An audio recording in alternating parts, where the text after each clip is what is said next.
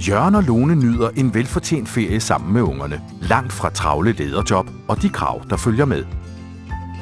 Eller måske ikke helt langt nok. For nu ringer Ole fra HR. Hej Jørgen, den er helt gal herhjemme. Serveren er blevet hacket. Både mail, ordrestyring og webshop har været nede siden i går. Vi drukner i opkald fra vrede kunder. Nej, sukker Jørgen. Mens Jørgen forsøger at redde stumperne fra ferieparadiset, kan Lone tage den mere med ro. Hun er også leder, men har outsourcet sin virksomheds IT til IT-relation. Derfor ved hun, at alle firmaets data ligger trygt på servere, der er sikret mod angreb.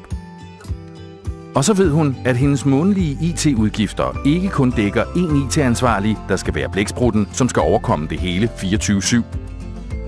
Derfor er Lone frisk og klar til en ny arbejdsuge, da familien når hjem igen.